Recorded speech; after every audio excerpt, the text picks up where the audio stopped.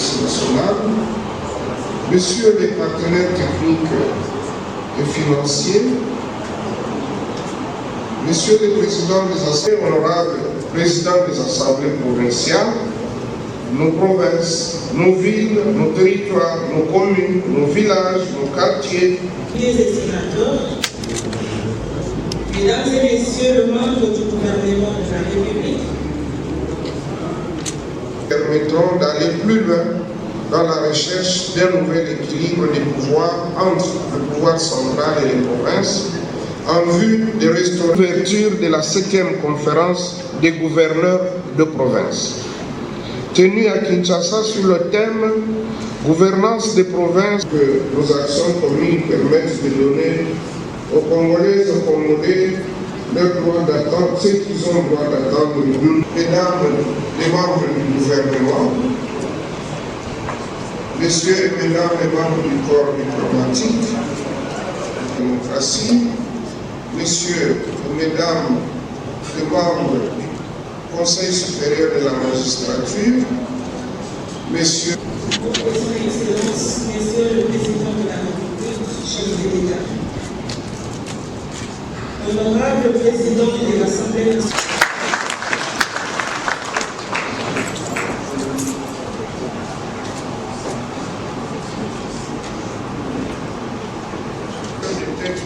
législatif et réglementaire.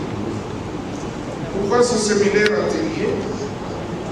En intensifiant la familiarisation des sénateurs et des présidents des assemblées provinciales avec non seulement l'ensemble des règles juridiques minimales, mais aussi avec le circuit d'élaboration des textes juridiques en insistant sur les étapes du processus normatif et enfin avec les principes et les méthodes suivies dans la préparation des textes législatifs et réglementaires, nous sortirons tous de ce tout premier cadre de dialogue et de concertation mieux outillés dans les connaissances normatives, c'est-à-dire avec une plus-value législative. Deux missions majeures incombent au pouvoir législatif, au terme de l'article 100, alinéa 2 de la Constitution, le vote des lois d'une part, et d'autre part la mission de contrôle et d'évaluation.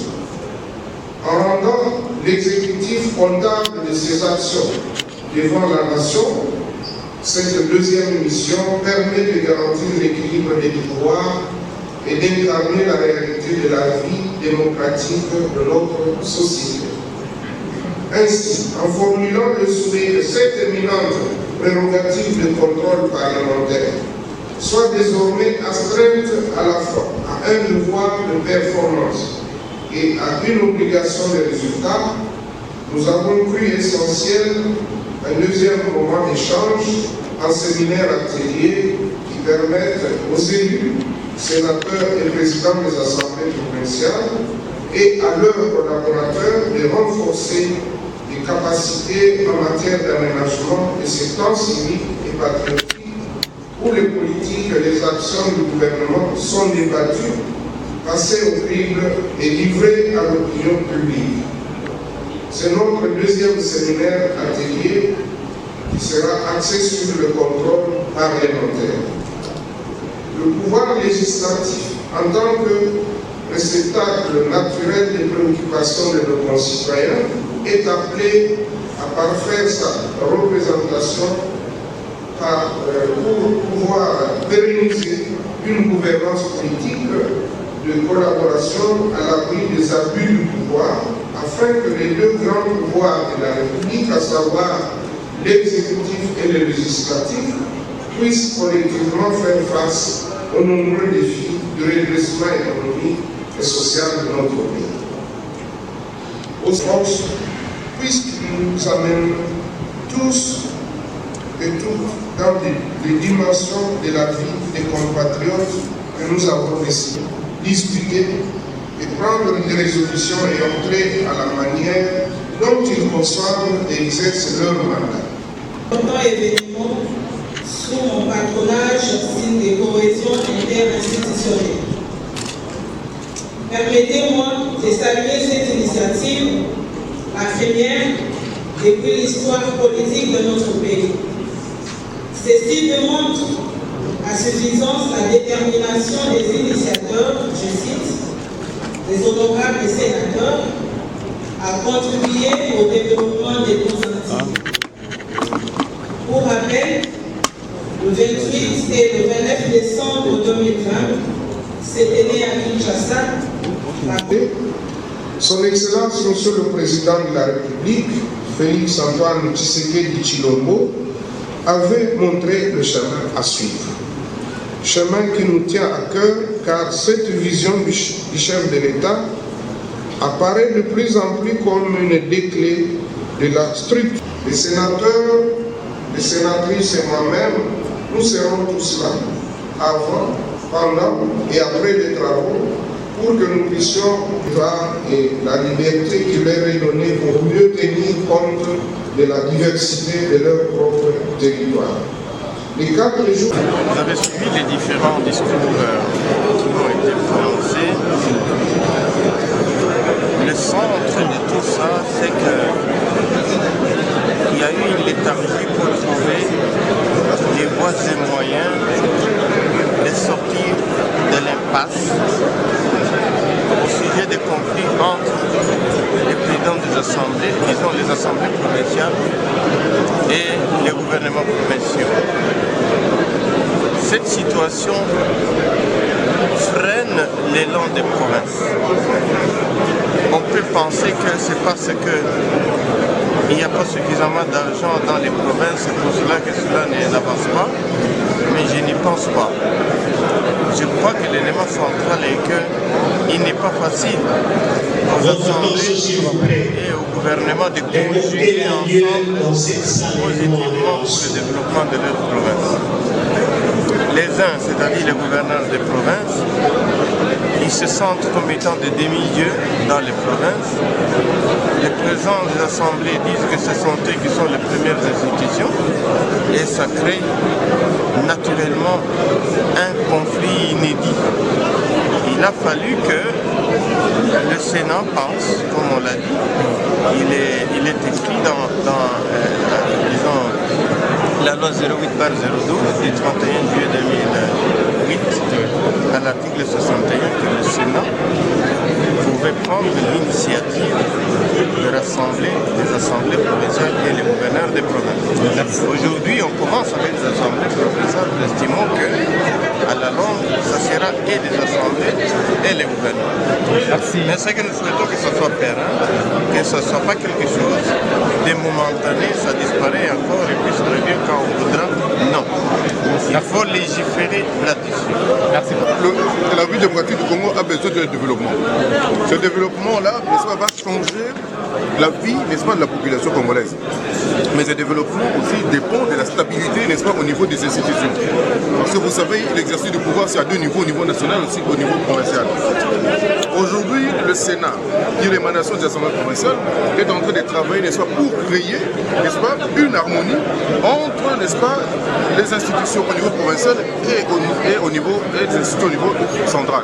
Voici maintenant, c'est là, disons, la raison de ce cadre de concertation que nous venons de voir, disons, déclarer, que nous venons comme ça de voir débuter aujourd'hui. Je ne peux que vous dire oui. Je ne peux que vous dire que ça va marcher parce que déjà le Sénat, tout à l'heure là je vous ai dit, le Sénat est une émanation des assemblées provinciales. Le Sénat travaille, n'est-ce pas, n'est-ce pas, qu'il y ait harmonie entre les institutions au niveau provincial et au niveau national. Et c'est tout à fait normal que ça puisse être positif par rapport, n'est-ce pas, à l'issue des travaux qui vont commencer tout à l'heure. Vous l'aurez constaté. Ces importants sujets exigent que nous continuions à travailler ensemble dans les mois. L'honorable président de l'Assemblée nationale, représenté par le deuxième vice-président, Excellence, Monsieur le Premier ministre. Oui, c'est Benoît Olamba, honorable Benoît Olamba, président de l'Assemblée provinciale du Centre. Nous félicitons l'initiative du Sénat de pouvoir créer un acte de concertation entre le Sénat et le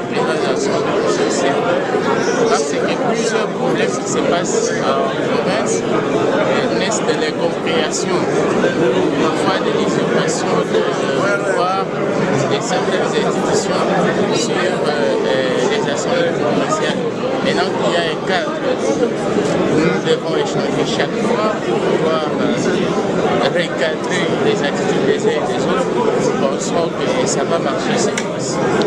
Exactement, parce que nous sommes là et les travaux vont s'arrêter les jeudis. Et ce n'est que le début, chaque début, il y a toujours une petite difficulté, mais nous estimons que ça va aller. D'accord, merci. Honorables sénateurs, honorables présidents des assemblées provinciales, mesdames et messieurs, que nous soyons collectivement à la hauteur du projet que nous portons.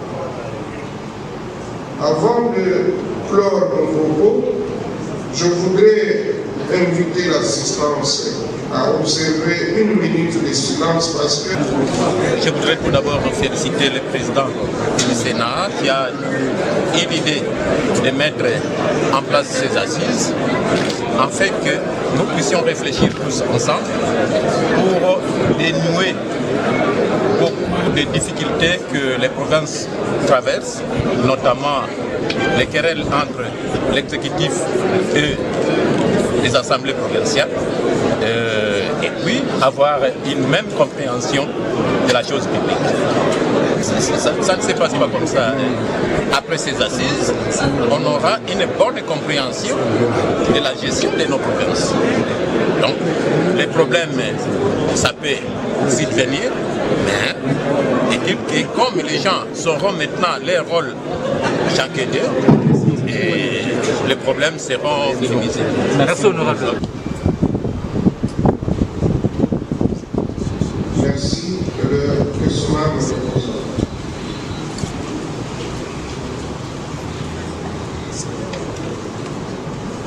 Distingués invités,